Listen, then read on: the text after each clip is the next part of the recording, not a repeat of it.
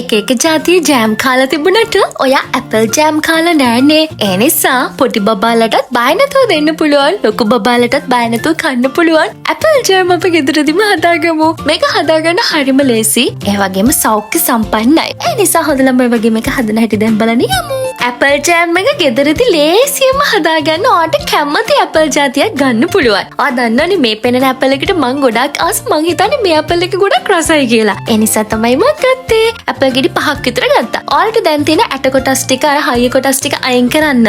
ඊට පස්සේ ඔයාට පොතු පිටින් එකතු කරන්න පුළුවන්. නැත්නම් එකතු කරන්න පුළුවන්. මම නම් පොතු පිටින් එකතු කරේ. ඇපල් ජෑම් එකට ලස්සන පාටක් ගන්න ඉපේ. ඒ නිසා තමයි බීට්රූට් කෑලි දෙකක් එකතු කරා. ඒක නැතුව උනත් ප්‍රශ්නයක් නැහැ. ඊට පස්සේ අපිට ඇපල් ටික චුට්ටක් හොඳට තම්බ ගන්න මෙන්න මේ වගේ වතුර පොඩ්ඩක් එකතු කරන්න ඕනේ. ඊට පස්සේ ලිපේ තියලා මේක හොඳට තම්බ ගන්න තියෙන්නේ. බැරි වෙනකන් තැම්බුවත් කමක් නැහැ. ඇත්තටම කිව්වොත් මාරම සුවදක් ආහාරද කන්න හිතනවා. ඇපල් ටික මෙහෙම තම්බනකොට මම ඇත්තටම මේ ෆස්ට් ටයිම් ඇපල් ජෑම් එකක් හැදුවේ. මාරම රසයි අනේ විශ්වාස කරන්නකෝ යා. මේක මාරම රසයි. මෙන්න මේ විදිහට අඩපුලා හොඳට තම්බ ගන්න. බැරි වෙනකන් තැම්බුවත් කමක් නැහැ. නැත්තම් මේ පදමත් ඇති. ඔය බ්ලෙන්ඩ් කරන්න ඕනේ මේක. බ්ලෙන්ඩ් කරද්දි රතෝල කෑලි වත් කරත් කමක් නැහැ. නැතුව උනත් කමක් නැහැ. මම නම් රතෝල කෑලිත් එක තමයි බ්ලෙන්ඩ් කරේ. ඊට පස්සේ ඔයා මෙන්න මේ බ්ලෙන්ඩ් කරපු ටික අරගෙන ඉරලා භාජනයකට දාලා ඉවරලා ඔයා ඊට පස්සේ මද ගින්දරේ සීනි චුට්ටකුත් එකතු කරලා හොඳට මේ විදිහට කලවම් කරගන්න. ඔයා හොඳට මතක තියාගන්න ගින්දර ගොඩක් වැඩි කරන්නේ නැහැ. සීනි නැතුව උනත් ඔයාට මේක හදාගන්න පුළුවන්. මෙන්න මේ විදිහට හොඳට මේක මිශ්‍ර කරගන්න. ටිකක්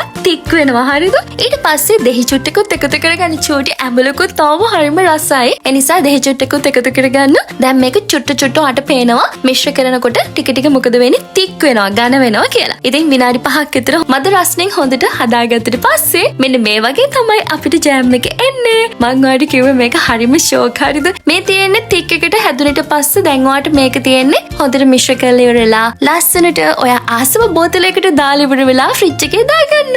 ෆ්‍රිජ් එකේ දාගෙන ඔයාට හරියට මේක සති දෙකක් තියාගෙන කන්න පුළුවන්. අපි මේකට කල් තබා ගන්න දේවල් වර්ණකාරක රසකාරක කිසිම දෙයක් දැම්මේ නැහැ. ඔයා දැක්කනේ චුටි බබාලටත් මේක දෙන්න පුළුවන් බය නැතුව. ඉතින් මේ තමයි අපේ ඇපල් ජෑම් එක. දැන් ඉතින් ඔයා ආස විදිහට ඔයාට පුළුවන් පාන් කෑල්ලකට ගාලා ඉවරලා මේක රස විඳින්න. අනිවාර්යයෙන්ම මට කියන්නකෝ මේක කොච්චර රසද කියලා හදලා බලලා මං ගිහින් එන්නම්. බයි ආදරේ.